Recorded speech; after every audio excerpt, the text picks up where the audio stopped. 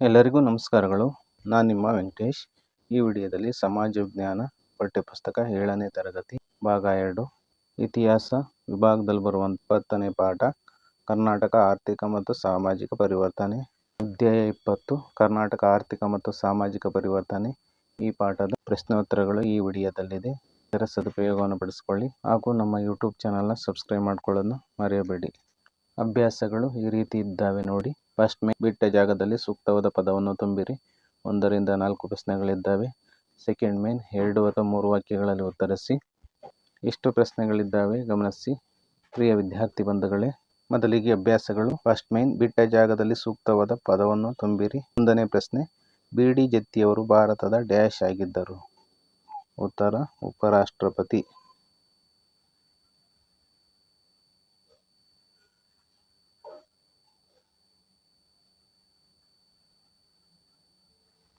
BD. ಜತ್ತಿಯವರು ಭಾರತದ ಉಪರಾಷ್ಟ್ರಪತಿ ಆಗಿದ್ದರು.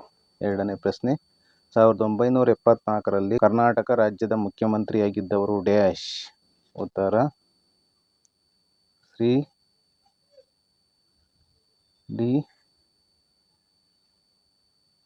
ದೇವರಾಜ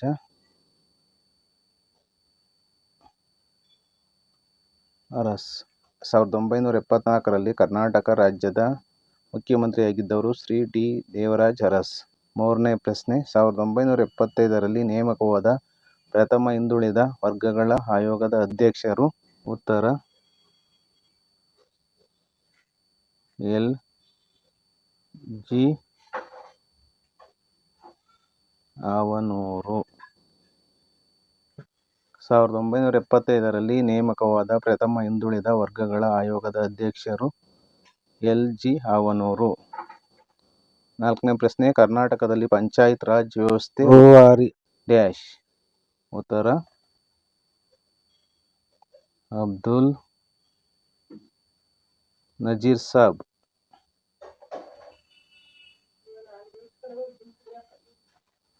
ಅಬ್ದುಲ್ ನಜೀರ್ ಸಾಬ್. ಕರ್ನಾಟಕದಲ್ಲಿ ಪಂಚಾಯತ್ ರಾಜ್ ವ್ಯವಸ್ಥೆ ರೂವಾರಿ ಅಬ್ದುಲ್ ನಜೀರ್ ಸಾಬ್. ಸೆಕೆಂಡ್ ಮೇನು 2 ಅಥವಾ 3 ವಾಕ್ಯಗಳಲ್ಲಿ ಉತ್ತರಿಸಿರಿ. 5ನೇ ಪ್ರಶ್ನೆ, ಭೂ ಸುಧಾರಣೆ ಎಂದರೇನು? ಉತ್ತರ ಭೂಮಿಯ ಹಿಡುವಳಿಗಳಲ್ಲಿ ಇರುವ ಸಮಸ್ಯೆಗಳನ್ನು ಹೋಗಲಾಡಿಸಲು ಜಾರಿಗೊಳಿಸಲಾಗಿರುವ ಕ್ರಮಗಳನ್ನು ಭೂ ಸುಧಾರಣೆ ಎನ್ನುವರು. 6ನೇ ಪ್ರಶ್ನೆ, ಕರ್ನಾಟಕದಲ್ಲಿ ಜಾರಿಯಾದ ಭೂ ಸುಧಾರಣೆಗಳು ಯಾವುವು? ಉತ್ತರ ಕರ್ನಾಟಕದಲ್ಲಿ ಜಾರಿಯಾದ ಭೂ ಸುಧಾರಣೆಗಳೆಂದರೆ 1ನೇದು ಜಮೀನ್ದಾರಿ ಪದ್ಧತಿಯ ನಿರ್ಮೂಲನ, 2ನೇದು ಗೇಣಿ ಪದ್ಧತಿಯಲ್ಲಿ ಸುಧಾರಣೆ, 3ನೇದು ಗರಿಷ್ಠ ಹಿಡುವಳಿ ಮಿತಿ, 4ನೇದು ಆರ್ಥಿಕ ಹಿಡುವಳಿಗಳ ರಚನೆ, 5 ಸಹಕಾರಿ ಬೇಸಾಯ ಅಭಿವೃದ್ಧಿ. 7ನೇ ಪ್ರಶ್ನೆ, ಆರ್ಥಿಕ ಹಿಡುವಳಿ ಎಂದರೇನು? ಉತ್ತರ ಯಾವ ಹಿಡುವಳಿಯಿಂದ ಬೇಸಾಯಗಾರನು ಬೇಸಾಯ ವೆಚ್ಚಗಳನ್ನು ಕಳೆದು ತನಗೂ ತನ್ನ ಕುಟುಂಬಕ್ಕೂ ನೆಮ್ಮದಿಯಾಗಿರಲು ಬೇಕಾದ ಆದಾಯ ಗಳಿಸಬಲ್ಲನೋ ಅಂತಹ ಜೀವನಾಧಾರ ಹಿಡುವಳಿಯನ್ನು ಆರ್ಥಿಕ ಹಿಡುವಳಿ ಎನ್ನುತ್ತಾರೆ. 8ನೇ ಪ್ರಶ್ನೆ, ಒಂದು ಕುಟುಂಬ ಹೊಂದಬಹುದಾದ ಭೂಮಿಯ ಗರಿಷ್ಠ ಮಿತಿಯನ್ನು ಕರ್ನಾಟಕ ಸರ್ಕಾರವು ಏಕೆ ನಿಗದಿಪಡಿಸಿದೆ? ಉತ್ತರ 1ನೇ ಪಾಯಿಂಟು, ಭೂಮಿಯ ಮೇಲಿನ ಭೂಮಾಲೀಕ ವರ್ಗದ ಹಿಡಿತವನ್ನು ಮಿತಿಗೊಳಿಸುವುದು ಇದರ ಉದ್ದೇಶವಾಗಿತ್ತು. 2ನೇ ಪಾಯಿಂಟು, ಭೂರಹಿತ ಕುಟುಂಬಗಳಿಗೆ ಭೂಮಿಯ ಒಡೆತನದ ಹಕ್ಕು ಸಣ್ಣ ಪ್ರಮಾಣದಲ್ಲಿ ದೊರಕುವಂತೆ ಮಾಡುವುದು. 3ನೇ ಪಾಯಿಂಟು, ಜಮೀನ್ದಾರಿ ಪದ್ಧತಿಯನ್ನು ನಿರ್ಮೂಲನೆ ಮಾಡುವ ಉದ್ದೇಶದಿಂದ ಕರ್ನಾಟಕ ಸರ್ಕಾರವು ಒಂದು ಕುಟುಂಬ ಹೊಂದಬಹುದಾದ ಭೂಮಿಯ ಗರಿಷ್ಠ ಮಿತಿಯನ್ನು ನಿಗದಿಪಡಿಸಿದೆ. 9ನೇ ಪ್ರಶ್ನೆ, ಸಹಕಾರಿ ಬೇಸಾಯ ಪದ್ಧತಿ ಎಂದರೇನು? ಉತ್ತರ ರೈತರು ಸ್ವಯಂ ಪ್ರೇರಣೆಯಿಂದ ಸಹಕಾರಿ ಸಂಘಗಳನ್ನು ಸ್ಥಾಪಿಸಿಕೊಂಡು ತಮ್ಮ ಎಲ್ಲ ಹಿಡುವಳಿಯನ್ನು ಸಹ ರೈತರ ಉಸ್ತುವಾರಿಗೆ ಒಪ್ಪಿಸಿ ಒಟ್ಟಾಗಿ ಸೇರಿ ಸಾಗುವಳಿ ವ್ಯವಸಾಯ ಮಾಡಿ ಉತ್ಪಾದನೆಯು ಕೈಗೆ ಬಂದಾಗ ಹಂಚಿಕೊಳ್ಳುವುದನ್ನು ಸಹಕಾರಿ ಬೇಸಾಯ ಪದ್ಧತಿ ಎನ್ನುತ್ತೇವೆ. 10ನೇ ಪ್ರಶ್ನೆ, ಎಲ್. ಜಿ. ಆವನೂರು ಆಯೋಗವು ಹಿಂದುಳುವಿಕೆಯನ್ನು ಹೇಗೆ ಗುರುತಿಸಿತು? ಉತ್ತರ ಎಲ್. ಜಿ. ಆವನೂರು ಆಯೋಗವು 1975ನೇ ಇಸವಿಯ SSLC ಪರೀಕ್ಷೆಯಲ್ಲಿ ಉತ್ತೀರ್ಣರಾದ ವಿವಿಧ ಜಾತಿಯ ವಿದ್ಯಾರ್ಥಿಗಳ ಶೇಕಡಾವಾರನ್ನು ಜಾತಿಗಳ ಹಿಂದುಳಿದಿರುವಿಕೆಯನ್ನು ಗುರುತಿಸಿತು. 11ನೇ ಪ್ರಶ್ನೆ, ಪಂಚಾಯತ್ ರಾಜ್ ವ್ಯವಸ್ಥೆ ಏಕೆ ಮಹತ್ವದ್ದಾಗಿದೆ? ಉತ್ತರ ಪಂಚಾಯತ್ ರಾಜ್ ವ್ಯವಸ್ಥೆ ಮಹತ್ವ ಪಾಯಿಂಟ್ ಇದೆ ನೋಡಿ, 2 ಪಾಯಿಂಟು. ಒಂದನೇ ಪಾಯಿಂಟು, ಸ್ಥಳೀಯರಿಗೆ ಆಡಳಿತದಲ್ಲಿ ಭಾಗವಹಿಸುವ ಮತ್ತು ತೀರ್ಮಾನಗಳನ್ನು ತೆಗೆದುಕೊಳ್ಳುವ ಅಧಿಕಾರವನ್ನು ಕೊಡುವುದೇ ಈ ವ್ಯವಸ್ಥೆಯ ಪ್ರಮುಖ ಆಶಯ. ಎರಡನೇದು, ದಲಿತರು, ಹಿಂದುಳಿದ ಮತ್ತು ಮಹಿಳಾ ವರ್ಗಗಳಿಗೆ ಸ್ವಯಂ ಆಡಳಿತದಲ್ಲಿ ಪಾಲ್ಗೊಳ್ಳುವ ಹೆಚ್ಚಿನ ಅವಕಾಶವನ್ನು ಪಂಚಾಯತ್ ರಾಜ್ ವ್ಯವಸ್ಥೆ ಒದಗಿಸಿತು.